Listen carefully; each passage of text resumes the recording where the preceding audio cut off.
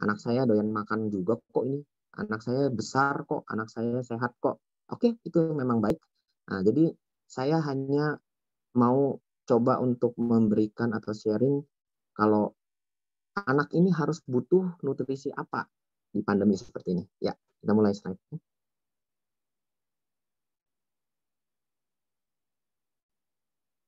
Jadi nanti saya akan menceritakan tentang nutrisi dan tumbuh kembang si kecil, kemudian hubungannya antara nutrisi dengan tumbuh kembangnya, kemudian harus pentingnya gizi seimbang untuk si kecil, dan nanti ada penutupan sedikit. Ya, slide. Ya, slide. Jadi kalau kita bicara tentang tumbuh kembang, itu tidak jauh dari otaknya sendiri. Sehingga di sini otaknya kalau kita lihat, itu otak manusia itu terdiri dari beberapa area atau motorik sensorik, yang di sini ada korteksnya, ada yang talamusnya, ada yang girus-girusnya, ada yang berperan untuk emosi regulasi, ada juga yang untuk kondisi takut, atau untuk juga gangguan belajar, atau misalnya untuk belajar menyimpan memori. Jadi ada fungsinya tersendiri. Jadi otak itu nggak satu kali. Orang otak ini sama semua fungsinya. Jadi ada berbeda-beda. Ya, slide. Nah, jadi kalau kita lihat dari tabel grafik seperti ini, itu ada eh, yang namanya neurolesion, ada juga yang namanya ada perkembangan yang namanya neurogenesis. Jadi ini dilihat dari 1.000 hari pertama. Kalau dari masa hamil, maksudnya dari konsepsi sampai kelahiran, itu di dalam kandungan ibunya. Itu biasanya dipengaruhi oleh status gizi nutrisi dari ibunya. Kita tidak bisa koreksi apa-apa. Jadi murni kita harus menjaga ibunya supaya selalu sehat, gizinya juga baik. Nah, setelah lahir, ini tugasnya kita sebagai orang tua atau pengasuh atau juga dokter atau yang lain-lainnya, ini untuk menjaga anaknya ini supaya dalam kondisi yang sehat selalu, dengan nutrisinya juga yang baik.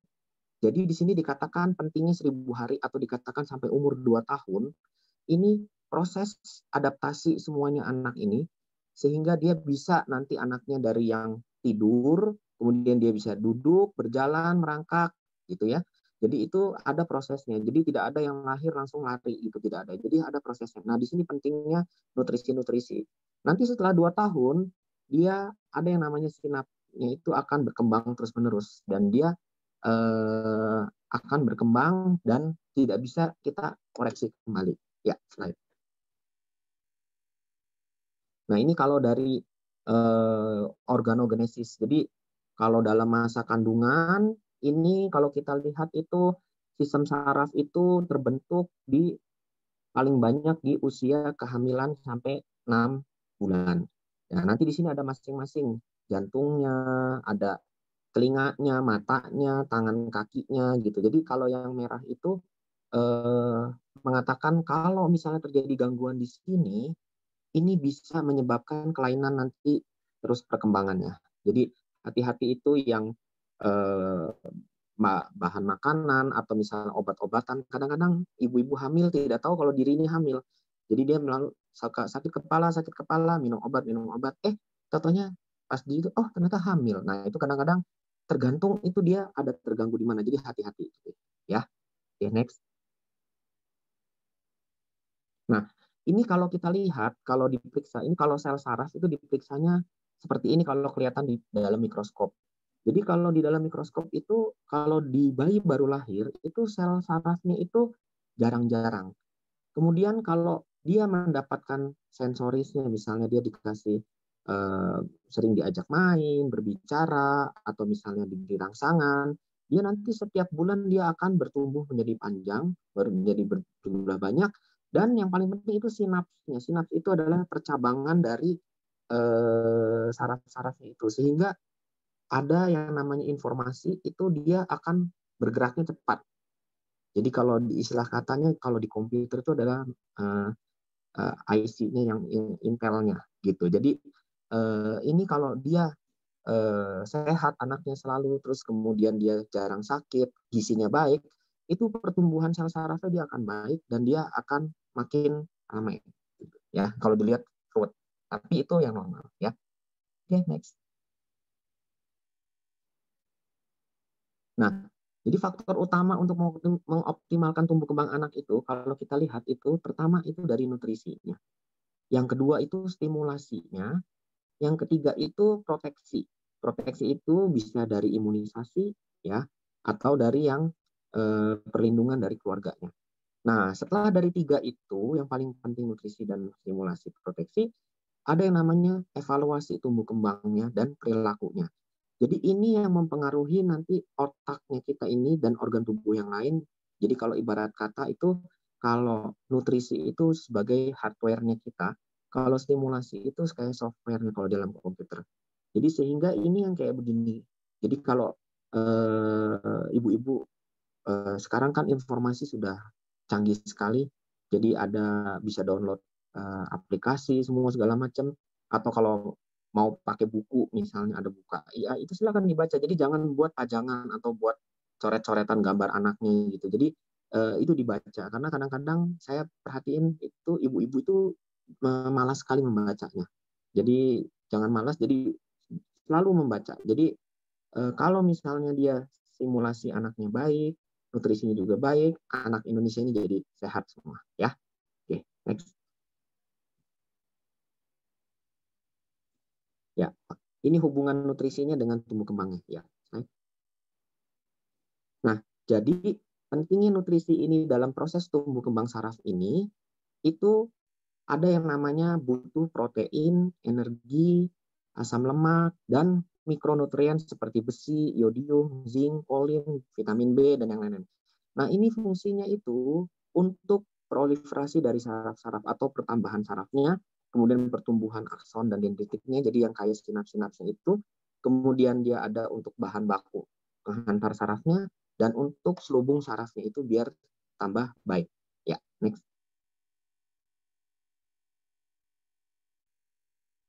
Nah, jadi kalau dari semua makanan itu, kita bagi-bagi kelompok makanan dan manfaatnya.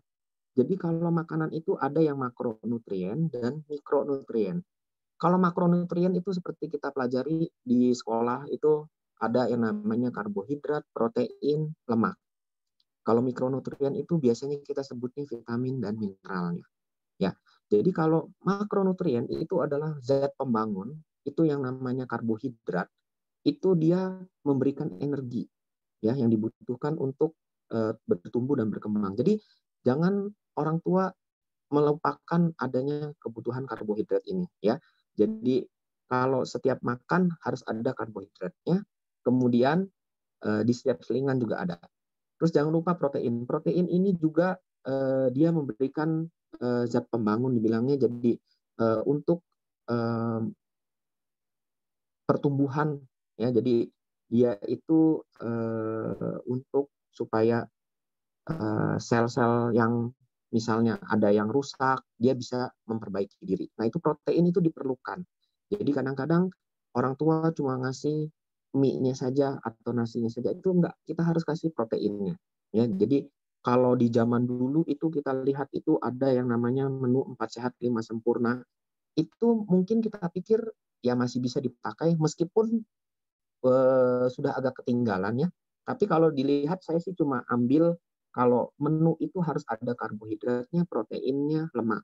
Ya, jadi sekarang konsepnya pikirannya bukan 4 sehat 5 sempurna tapi gizi seimbang gitu ya.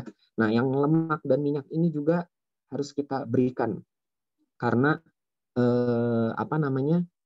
Anak-anak itu butuh lemak. Jadi berbeda, jangan berpikiran jangan banyak lemak nanti gedenya nanti jadi jantung koroner.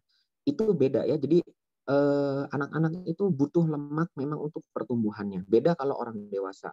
Nah, cuma ada cumanya. Jadi kalau misalnya ada anak dengan kelebihan obesitas, kelebihan gizinya, ya lemaknya harus dipertimbangkan gitu. Tapi tidak boleh juga kita hilangkan. Ya, jadi harus diukur atau ditakar. Ya, next. Nah, jadi kalau kita lihat kebutuhan energi dasar otak untuk bertumbuh itu adalah 86 kilokalori per kilogram berat badan per hari. Jadi bagaimana caranya kita untuk memberikan kalori yang cukup untuk otak supaya dia bisa bertumbuh dan berkembang. Jadi ini bisa kita lihat ini berbagai macam sudah cukup sendirian. Batasi gadgetnya itu yang selalu saya ingat. Jadi kalau anak dengan gangguan berbicara itu pasti ada kurang pengasuhnya itu atau orang tuanya itu kurang ngajak ngomong. Jadi mungkin pulang kerja capek, terus atau mainan handphone sendiri ngobrol sama grupnya, sehingga anaknya itu ya dikasih aja handphone yang penting dia main sendiri saya nggak diganggu. Jadi kadang ibu-ibu sekarang atau pengasuh sekarang begini, jadi anak itu akhirnya pasif, jadi dia nggak ngomong, jadi cuma nonton kerjanya. Jadi nanti umur sisa 3 bulan ini orang tua atau pengasuhnya harus sering ngajak ngomong. Kemudian stop atau kurangin gadgetnya. Bahkan kalau 21 bulan mungkin aturannya katanya kurang dari 30 menit. Bahkan ya kalau perlu tidak usah dikasih gadget. Jadi ajak ngobrol kecuali video call. Kalau video call itu ya orang tua ke anak boleh gitu dan ada interaksinya. Tapi kalau untuk main game atau misalnya nonton YouTube dan TV-TV yang lain itu harus dibatasi. Ya, gitu. Jadi batasnya umurnya 2 tahun. Kalau sampai dia tidak ada perkembangan bahasanya, harus dibawa ke dokter anak untuk diperiksa lebih lanjut. Oke. Tapi so far masih aman ya, Dok? Jadi dilihat perkembangannya sampai umur 2 tahun, apakah itu harus langsung dibawa ke dokter tumbuh kembang anak atau tidak, begitu ya, Dok? Ya, betul. Oke. Ini ada pertanyaan lagi, Dok, dari Moms Yosefin Puspa. Pagi, Dok, anak saya perempuan usia 3 tahun. Ini menarik nih, Dok.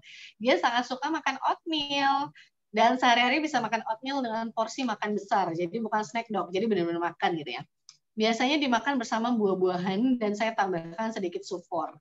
Pertanyaan saya, apakah hal tersebut bisa menghambat pertumbuhannya, Dok? Karena bagi orang dewasa mungkin makanan tersebut sangat baik, tapi saya khawatir untuk anak-anak yang kebutuhan gizinya sangat besar. Terima kasih, Dok. Ya. Jadi bagus sekali anak kalau dia doyan oatmeal karena tidak semua anak itu juga suka makan oatmeal. Tapi yang penting yang tadi saya bilang, kalau oatmeal itu kan karbohidrat. Ibu sudah tambahkan sayuran, sudah ada vitamin mineralnya. Nah, jadi bagaimana oatmeal ini bisa ada kandungan gizinya yang cukup.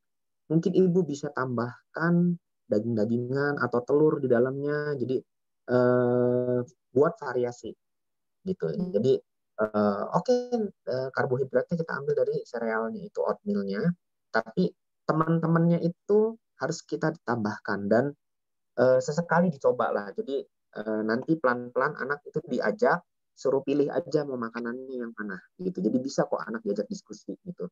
Jadi kita harus ajarkan kalau bila perlu tunjukkan dengan kalau misalnya anaknya sudah bisa ini kita setel misalnya video kalau ini ada gizi, ada sayuran, ada daging-dagingan yang harus dimakan atau kita ajak aja anaknya mau makan dagingnya apa atau bentuknya dibikin apa. Jadi kalau ada anak cewek juga misalnya bisa diajak masak bersama-sama. Jadi si anak itu jadi merasa kayak ikut ambil bagian gitu. Jadi dia harus makan anaknya. Jadi buat saya sih kalau dia cuma makanan menunya itu aja, orang tua jangan terus-terusan dikasih terus. Jadi kadang-kadang selingin dengan makanan yang lain. Jadi yang penting ada karbohidrat, protein dan lemaknya. Ya. Oke. Karena jarang ya, Dok, anak kecil yang doyan oatmeal tuh Iya. jarang banget ya. Oke. Nah, ini banyak nih, Dok, pertanyaan-pertanyaan yang sejenis, jadi saya gabungin satu aja. Jadi anaknya lebih menyukai makan buah dibanding makanan utama seperti bubur atau nasi. Apakah itu boleh, Dok? Jadi kalau dia malah sukanya makan buah-buahan dan sayur-sayuran, nah itu tadi nasi. Jadi konsepnya orang Indonesia itu harus selalu berpikirannya Nasi, nasi betul. Kalau nggak bubur. makan nasi, belum makan gitu ya, Dok?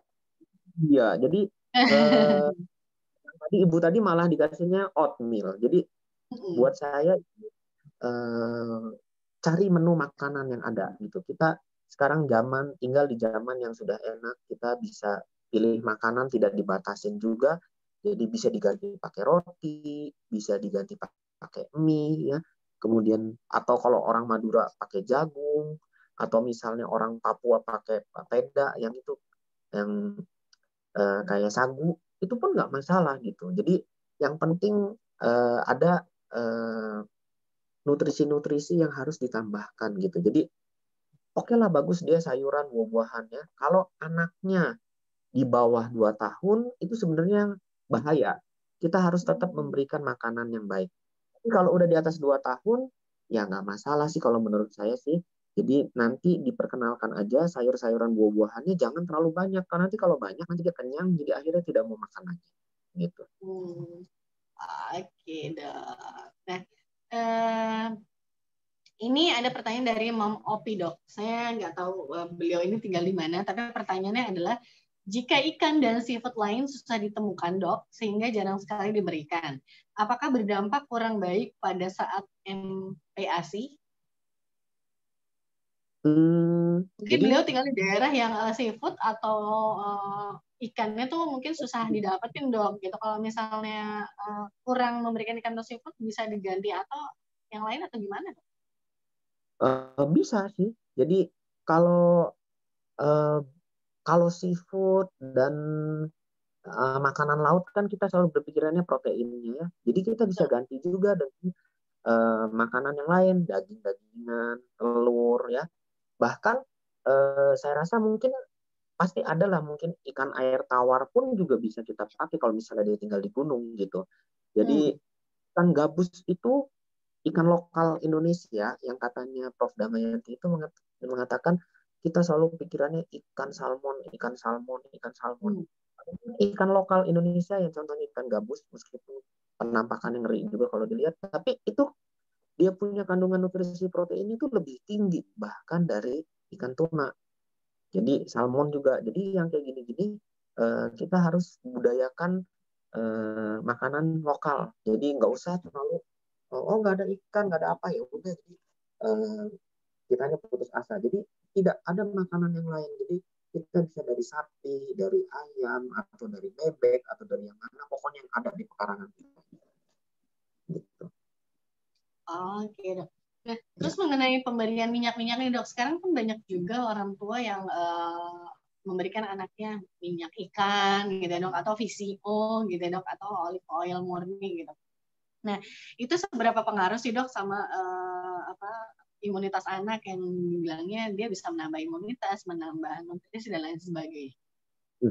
Jadi sebetulnya sih kalau VCO yang sejenisnya atau yang lemak itu bukan menambah imunitas ya. Kalau buat saya itu hanya menambah energi saja. Jadi ada beberapa hal minyak ikan yang untuk DHA-nya itu untuk perkembangan otak.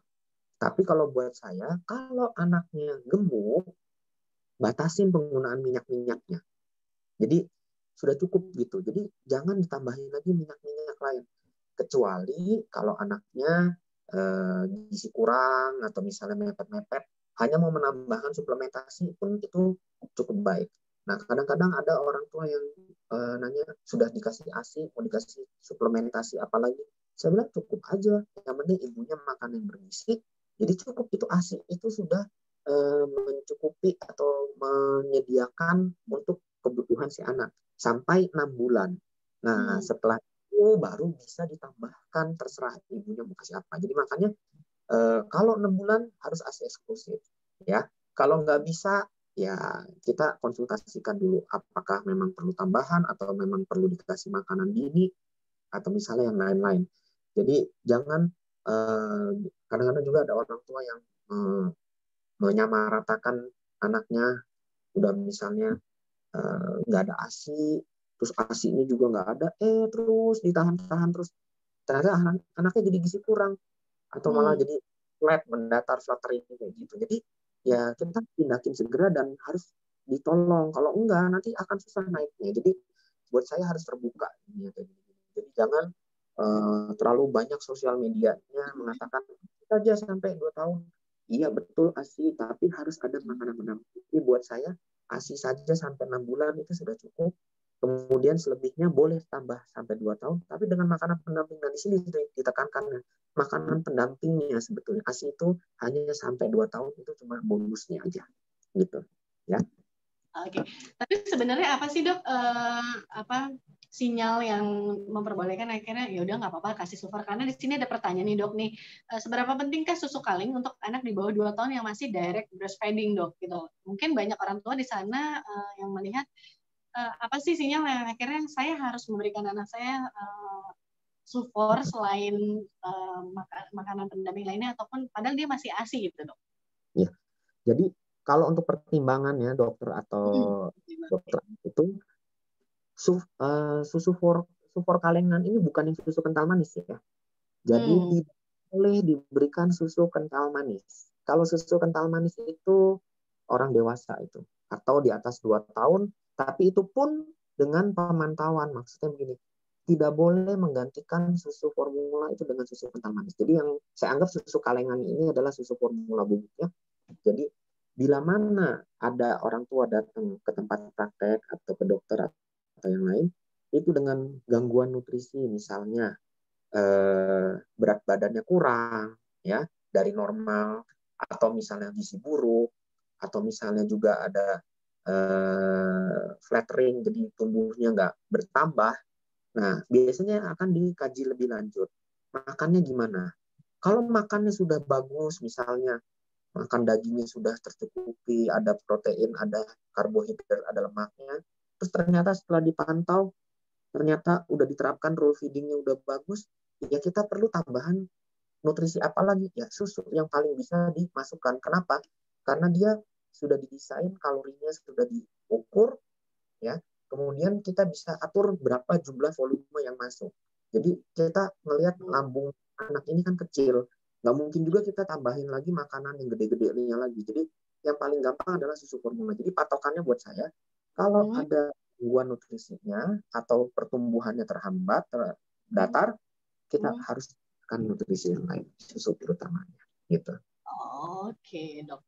Nah dok, ini sekarang kan banyak nih orang tua yang sekarang beralih ke plant-based food ya dok ya, dan itu mulai ditularkan ke anak-anaknya. Jadi sebenarnya dokter ada informasi nggak sih mengenai plant-based food yang diaplikasikan ke anak-anak itu sebenarnya ideal atau tidak? Seperti apa? Jadi kalau makanan-makanan yang dari tumbuh-tumbuhan itu yang tadi saya bilang, jadi kalau di umur 2 tahun itu hanya diperkenalkan saja. Jadi bukan makanan yang harus dimakan gitu. Jadi perkenalkan saja. Nah, kalau udah jadi tidak ada batasan makanan sekarang itu umur berapa harus makan apa. Jadi sayuran atau serat itu hanya diperkenalkan. Nanti setelah 2 tahun kita tinggal gampang memberikannya, dan itu harus makanan yang dimakan. Jadi kalau istilah kata nanti jadi konstipasi, beraknya keras, bukan beraknya keras. Kalau mau beraknya lancar, ya minum air putih sebetulnya, bukan makan buah 1 kilo, 2 kilo buah pepaya, bukan. Jadi kalau makannya banyak buah-buahan, air putihnya sedikit, ya beraknya juga keras juga. Jadi kalau buat saya, kalau mau lancar minum air putih, bukan susu ya. Jadi karena ada orang tua yang dikasih makannya karena dia pikir harusnya airnya air susu terus atau ASI saja. Jadi setiap kali makan airnya ASI, airnya susu. Jadi akhirnya si anaknya jadi airnya juga nggak ada, akhirnya beraknya keras. Jadi kadang-kadang gitu. Jadi ada juga orang tua yang ngomong, saya sudah kasih sayur-sayuran, kasih buah-buahan, beraknya juga jadi keras lah, tapi minumnya sedikit. Jadi kalau kita lihat yang membuat anaknya berak lancar, ya air putih, bukan yang serat-seratnya. Jadi makanya anak umur 2 tahun itu serat itu tidak terlalu dipentingkan. Jadi yang penting adalah nutrisi yang lainnya. Nah setelah 2 tahun baru gitu ya. Oke. Nah ini ada pertanyaan juga nih mengenai anak dari Mouse Penia namanya. Anaknya umur 2 tahun dok. BB-nya susah naik, sekarang hanya 9,6. Jadi 2 tahun, BB-nya 9,6 dok. Udah cek mantok, hasilnya negatif. Apa itu bisa dari kekurangan gizi atau nutrisi dok? Tinggi badannya gimana? Nah jadi kalau saya tidak menginformasikan tinggi badannya, hanya BB-nya aja 9,6. Kalau ada anak umur 2 tahun, biasanya tuh berat badan, tinggi badannya saya harus ukur dulu. Memang Oh, kalau anak 2 tahun perempuan itu ya untuk bagusnya aja idealnya itu 12 kilo. Jadi kalau dipikir-pikir kurang 3 kiloan ya. Nah, kalau misalnya berat badannya segitu umur 2 tahun, tinggi badannya normal, berarti si anak ini mungkin butuh makanan itu yang porsinya kecil tapi sering. Nah, jadi kita harus pikirin makanan apa yang kalorinya tinggi, porsinya kecil. Jadi menunya kita harus pilih yang tinggi kalori. Mungkin yang berlemak-lemak atau bagaimana. Atau memang bila perlu tambahin susu. Tapi kalau misalnya dia udah beratnya kurang, tinggi badannya juga kurang, artinya udah terjadi stunting. Nah, ini kita harus ada hmm, tambahan lagi yang lain. Ya, jadi hmm. ini kalau memangnya bila perlu ibu yang tadi tanya, bawa anaknya ke dokter untuk diperiksa lebih lanjut apa yang perlu dilakukan. Jadi apakah dia sudah masuk stunting kah atau nanti malah jadi ke gizi buruk karena saya nggak tahu track recordnya dari lahirnya seperti apa. Misalnya dia prematur. Kalau prematur ya memang kalau dia sesuai dengan garis pertumbuhannya itu sesuatu hal yang normal. Tapi kalau misalnya dia awalnya dari bayi dia bagus, naik sesuai dengan grafiknya, terus tiba-tiba dia flat atau mendatar, terus kita cek. Nah, kadang-kadang nggak selalu juga dibilang TBC. Mungkin ada infeksi saluran kencing kah, atau yang lain-lain. Jadi kita harus periksa lebih lanjut. Tapi memang kalau eh, mantu tes juga nggak terlalu dibilang kalau negatif, anak saya bukan TBC. Jadi ada suatu kondisi alergi atau kekurangan energi ini yang membuat hasil mantu tesnya itu jadi negatif. Jadi kalau untuk lebih lanjut lagi, bisa dibawa anaknya untuk konsultasi lebih lanjut. Gitu. Oh, oke. Nah, ini tadi ada juga pertanyaan agak mirip-mirip dok, nih dok nih. Tapi sebenarnya kalau penyakit, misalnya penyakit asma itu sebenarnya mempengaruhi nafsu makan nggak sih dok, atau mempengaruhi berat badan nggak sih dok? Nah, jadi kalau asma itu Hmm. penyebabnya adalah alergi. Jadi sudah jelas ada satu komponen yang menyebabkan anak ini ada gangguan nutrisi. Ya, misalnya dia ada alergi misalnya ke telur atau alergi ke misalnya kacang-kacangan. Jadi Hmm. secara kalau dia dikasih makan telur atau kacang, asmanya kambuh. Nah, tapi kalau misalnya eh, kita bisa pinter, jadi yang namanya asma kita ya tidak bisa diobatin, tapi bisa kita cegah. Jadi nanti buatlah daftar orang tua ini. Jadi buat daftar kita yang namanya anak itu coba misalnya saya kasih makan hari ini jenisnya telur kacang-kacangan.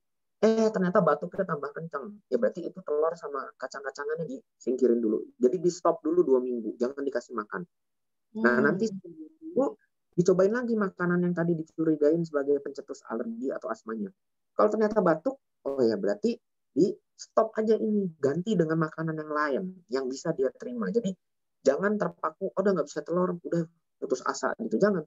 Jadi kita buat list-listnya. Jadi eh, asma itu memang tidak bisa disembuhkan. Jadi ingat tidak bisa disembuhkan, tapi bisa dikontrol aja. Jadi yang penting tahu penyebab alergennya. Nah, tidak semuanya juga makanan. Kadang-kadang paparan asap rokok. Jadi Hmm. sekarang ya apa makanannya udah bagus semua nggak ada alergi terus alergi apa? Oh asap rokok bapaknya ngerokok terus.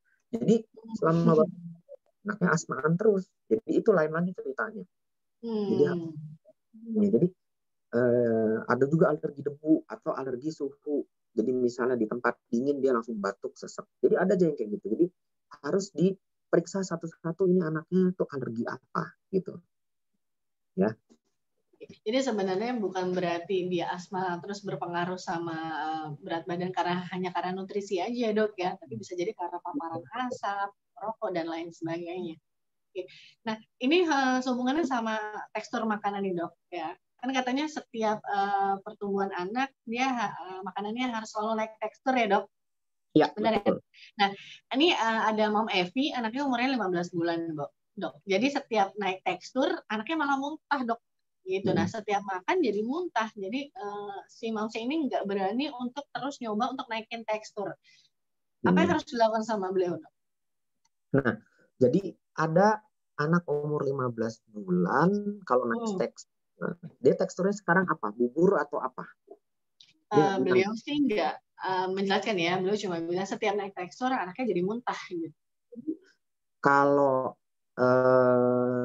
setiap kali naik tekstur. Jadi teksturnya itu pelan-pelan, kita jangan terlalu misalnya berubah jadi bubur langsung ke nasi, enggak. Jadi biasanya buburnya agak dibuat kasar sedikit gitu. Teksturnya jadi agak dibikin. Jadi kalau merubah tekstur itu jangan langsung, kalau misalnya ada tipikal anak yang gampang adaptasi ya dia langsung bisa makan. Tapi kalau misalnya dia lambat, kita pelan-pelan. Kalau sudah terlanjur sekarang kondisinya 15 bulan makannya cuma bubur terus, ya terpaksa kita bubur, nanti pelan-pelan nanti diubahnya sedikit-sedikit. Jadi buburnya jangan terlalu sampai airnya banyak sekali. Nah, ada juga kadang-kadang yang namanya suatu kondisi cyclic vomiting syndrome, itu lain lagi ceritanya. Itu memang ada anak yang dikasih makan teksturnya berubah, dia langsung muntah.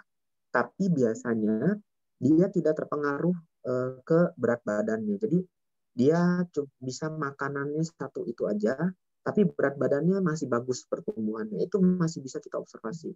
Nah, itu kalau ditanya penyebabnya apa, tidak diketahui penyebabnya. Jadi biasanya ditunggu aja sampai umur 5 atau 7 tahun, nanti dia akan mulai menerima. Gitu. Itu sih dari segi psikologis sih kayaknya. Jadi nggak perlu dibawa ke dokter spesialis rehabilitasi atau apa begitu ya dok? Kalau misalnya ternyata setiap Kalau naik dia tekstur. Nah, kalau naik tekstur, boleh juga kalau dikonsulkan ke bagian rehabilitasi medik fisioterapi, apakah ada gangguan oromotorik atau tidak. Betul, betul. Periksa masalah, kemudian berat badan juga naik terus, sebenarnya sih nggak ada masalah. Menurut saya, ya sementara itu aja. Gitu. Tapi Jadi nanti sebenarnya selama BB-nya nggak bermasalah, nggak ada yang perlu dikhawatirkan gitu ya dok? betul gitu. Jadi Oke. yang penting berat badannya bertambah. Ya. Baik. Ini ada pertanyaan mengenai anak ABK nih dok, dari Mom Elin Tunardi. Dok, bagaimana nutrisi buat anak ABK? Yang disarankan pantang susu, telur, gluten, soya, dan sugar. Lalu makanan sayur buah yang mengandung fenol dan salisilat juga disarankan jangan, karena katanya bisa pengaruh ke tingkah laku dok dan menjadi hiperaktif. Lalu setelah pantang semua itu semua, malah disarankan tambah suplemen-suplemen, misalnya kalsium, enzim, vitamin buat otak, dan lain-lain. Apakah nggak sebaiknya nutrisi lewat makanan alami saja tanpa pantangan asal jangan berlebihan, dok? Jadi kalau untuk ABK itu, ABK-nya jenisnya apa? Jadi kalau yang tadi disebutin itu kayaknya model-modelnya kayak ke arah autistik kayaknya. Pantang susu, gula gitu. Jadi sepertinya itu Telur, anak gluten, soya, gula nggak boleh. gitu. Jadi kalau buat saya, memang kalau untuk anak autistik itu makanan-makanan itu membuat dia jadi hiperaktif, jadi dia tidak bisa terkendalikan gitu. Jadi ya tidak mau ya kita memang harus kendalikan. Tapi ada beberapa produk makanan yang memang dibuat khusus untuk anak autistik itu. Jadi yang glutennya free, yang apa, tapi itu boleh. Jadi bahkan ada kecapnya juga yang khusus, berasnya khusus, yang nanti bisa itu yang kayak gitu-gitu, itu boleh diberikan. Tapi sebenarnya sih buat saya kalau anak-anak yang ABK itu selama dia eh, terkontrol, dia tidak memunculkan gejala-gejalanya yang susah dikontrol yang kayak gitu, itu buat saya sih tidak ada pantangan. Jadi karena yang disebutkan tadi dilarang ini dilarang itu sebenarnya sih ya secara kita itu ngelihat kalau dikasih makan ini anaknya jadi hiperaktif jadi lebih itu. Tapi kalau dikasih makan ini terus anaknya nggak ada masalah, buat saya sih nggak ada masalah gitu. Jadi tidak selamanya makanan jenis yang ini menyebabkan autisnya jadi berat. Nah, suplemen-suplemen itu yang tadi disebutkan, ada kalsium, vitamin D, kemudian dia ada dikasih probiotik segala macam, barangkali itu hanya wacana untuk kata penelitian sih begitu, untuk mengurangi gejalanya, bukan menyembuhkan. Jadi ingat, jadi yang diberikan itu suplemen-suplemen itu mengurangi gejala autistiknya, bukan menyembuhkan. Jadi cuma itu aja yang bisa saya sampaikan kalau untuk anak-anak berkebutuhan khusus gitu. Oke dok. Nah, Ini ada pertanyaan mengenai direct breastfeeding lagi, Dok. Jadi sebenarnya anaknya udah lebih dari 2 tahun, tapi masih tetap mau menyusu langsung sama ibunya. Itu sebenarnya nggak apa-apa nggak sih, Dok? Atau ada batasan kapan anak harus selesai direct breastfeeding ini sih, Dok? Jadi kalau buat saya sih mau sampai 5 tahun juga nggak masalah, selama itulah makanya. Jadi apakah mau ibunya digemblokin Eh, sampai 5 tahun gitu di depan mall gitu eh, nyetain, itu malunya aja berapa itu ya. Jadi eh, buat saya sebenarnya batasan itu sampai 2 tahun itu kenapa? Karena eh. di sini anak itu harus mampu bisa untuk adaptasi ke makanan yang dewasanya. Jadi Hmm. 2 tahun kan sebenarnya kan sudah besar, udah matur, dia punya sarafnya, sensorinya semua, sudah motoriknya semua udah bagus semua. Jadi diharapkan dia harus lepas gitu. Jangan sampai istilah kata kecanduan putingnya sampai ke bawah, sampai gede gitu. Jadi Hmm. kalau begini pelan-pelan aja sebenarnya bisa itu, cuma ibunya aja yang nggak mau. Jadi Iya. kalau nah, gitu ya udah aja alihkan dengan jenis susunya yang lain di botol pakai empeng atau gimana itu bisa saja sih sementara ya. Jadi nanti pelan ditaruh di gelas atau misalnya taruh di sedotan atau ditaruh di botol-botol lucu. Jadi supaya anak teralihkan jangan sampai ke putingnya mulu gitu. Bisa kok itu cuma ibunya aja yang nggak mau. Iya sih, nggak bisa, nggak, dianya sendiri mungkin ibunya nggak kuat untuk akhirnya anaknya lepas dari Iya. menyusui itu ya, Dok.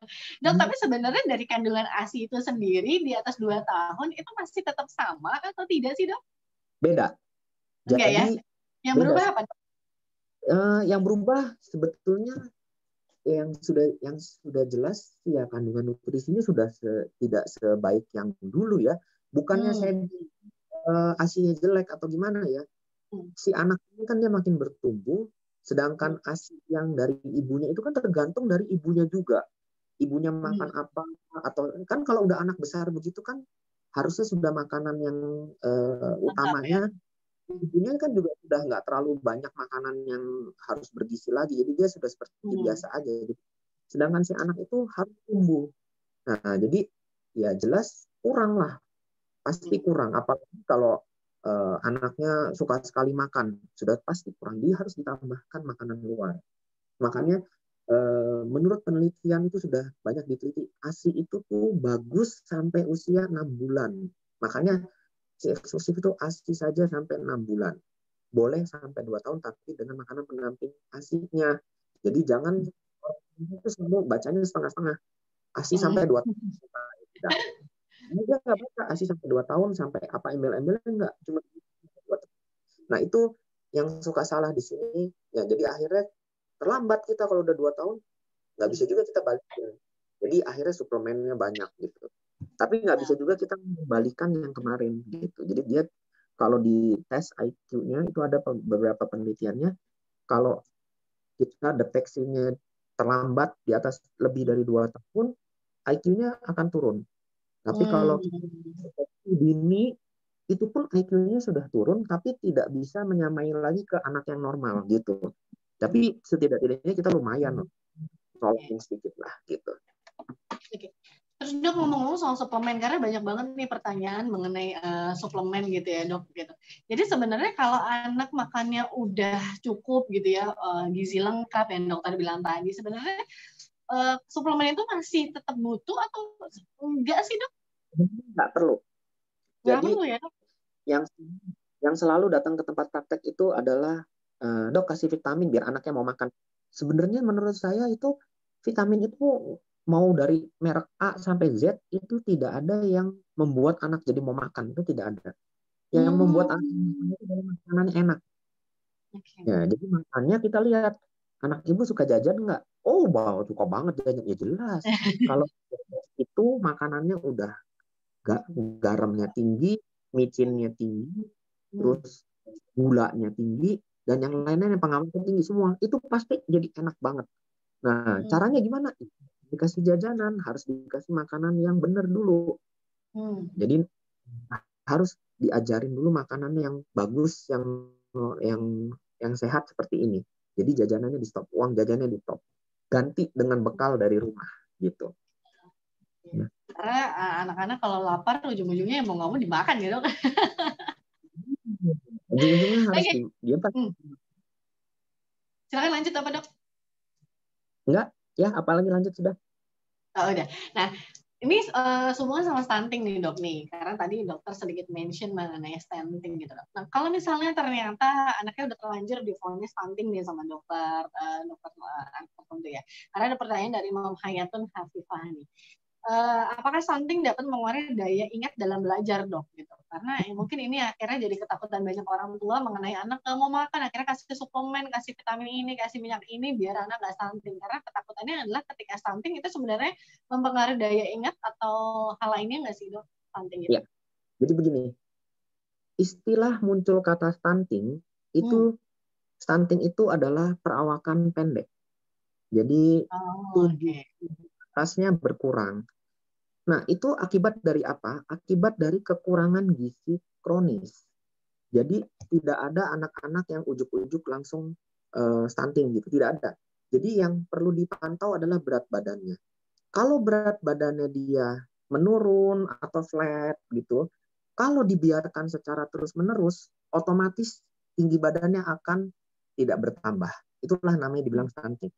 Nah, stunting itu adalah suatu kondisi kekurangan energi kronik. Jadi dia tuh sudah gizinya udah kurang. Nah, karena kadang-kadang ada orang begini, anak saya dilihatnya baik-baik aja kok, tinggi badannya sama berat badannya. Oh iya, karena kalau kekurangan energi kronis yang lama-lama, nanti tinggi badannya juga terpengaruhi pendek. Jadi kalau dilihat ya oke, biasa-biasa aja. Tapi kalau dibandingkan dengan anak seusianya, itu dia jadi jauh sekali. Beda tingginya, beda juga perawakannya gitu kan. Jadi kelihatannya mungil-mungil gitu. Jadi kalau kalau saya lihat ada anak-anak datang dengan stunting, pasti saya akan bilang begini, ibu, anaknya ibu paling mungil ya di kelasnya. Iya, paling mungil. Jadi memang kelihatannya cantik anaknya, bagus, bentuk badannya, tinggi badannya, berat badannya, nggak kegendutan, nggak kekurusan, tapi kecil dia.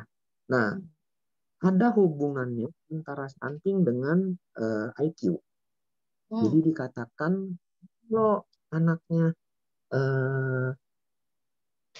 pendek, itu IQ-nya juga pendek. Tapi itu karena itu ya kekurangan gizi ya. Jadi jangan sampai, saya takutnya salahnya begini, wah jangan-jangan anak jadi nanti bodoh. Enggak begitu. Jadi itu dipengaruhi juga oleh genetik.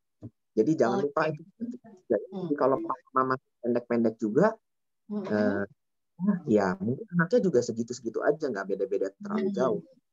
Kalau buat saya, yang penting itu bukan cuma perawakan aja, yang penting adalah otaknya ya.